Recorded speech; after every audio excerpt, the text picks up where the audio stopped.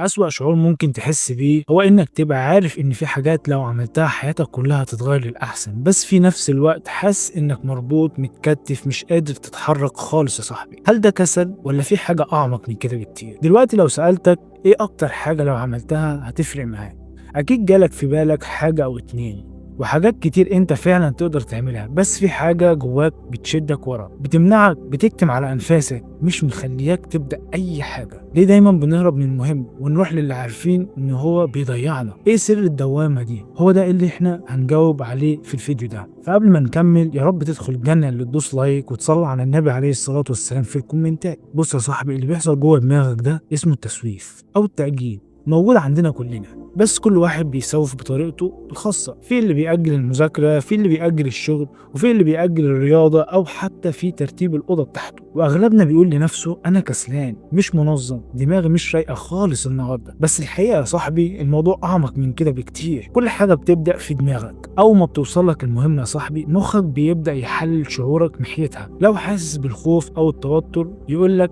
استنى شوية، ليه التوتر؟ نروق دلوقتي على نفسنا ونشوف حاجة كده ايه تبسطنا، وبعدين نشوف المهمة اللي احنا هنعملها. وهنا تبدأ الكارثة يا صاحبي. المخ بيتفادى المشاعر السلبية وبيأجل المهمة لحد ما بتلاقي نفسك كده يا صاحبي بتذاكر قبل الامتحان بساعات ومضغوط جدا حرفيا. تعالى كده يا صاحبي نشوف دايرة التسويف. تخيل كده انك مطلوب منك تكتب بحث عليه 50 درجة، هتحس ان الموضوع تقيل قوي. وهنا تبدأ اول مرحلة، الشك.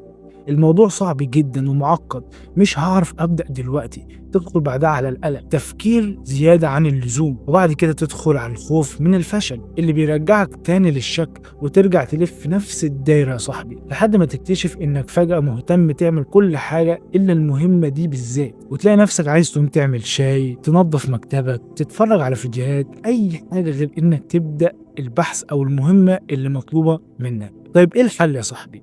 الحل بسيط جدا، بس لازم تاخده بجدية. ما تعملش حاجة زي ما سمعت كده. قول لنفسك يا اما اقوم اذاكر دلوقتي، يا اما اقعد ما اعملش اي حاجة خالص، بس بشرط شيل كل حاجة ممكن تلهيك. يعني الموبايل يا صاحبي، التلفزيون، حتى الكوباية الشاي اللي انت ممكن تقوم تعملها. لما تدي لعقلك اختيارين، الملل او المذاكرة، هيختار المذاكرة اكيد، وفي الغالب هتلاقي نفسك بتذاكر ومبسوط. في تجربة عملوها يا صاحبي، حطوا ناس في أوضة فاضية ومعاهم زرار كل ما يدوسوا عليه يتكهربوا. قالوا لهم اقعدوا من غير ما تعملوا أي حاجة. بعد شوية كده يا صاحبي أغلبهم فضل يضغط على الزرار وبيتكهرب بدل ما يزهق. الملل مؤلم لدرجة إن الألم بقى ممتع بالنسبة لهم. بص يا صاحبي، قسم المهمة لمراحل صغيرة، جزء جزء. كل ما تخلص مرحلة هتحس بإنجاز، وده يخلي مخك يا صديقي يتحمس ويكمل أكتر. ما تركزش على إنك تخلص كل حاجة، ركز على إنك تبدأ بس، ولو بجزء بسيط جدا، بس ابدأ. اشتغل مع حد، بس بلاش صاحبك اللي كل شوية يقول لك يلا يا باشا نروح نجيب شاي، تعالى نخرج نلعب شوية. لا، هات حد يشدك مش يغرقك معاه. حط مدير لنفسك يا صديقي. قول لأي حد تعرفه أنا هخلص الحاجة دي بعد ساعتين، وروح ووريله أنت وصلت لفين. ده يخلي عندك إحساس بالمسؤولية، وهتضطر تنجز علشان ما تحرجش نفسك. ما تبررش لنفسك يا صاحبي، ما كانش في وقت، الدنيا كانت صعبة. قول بكل وضوح ما قدرتش وهحاول تاني،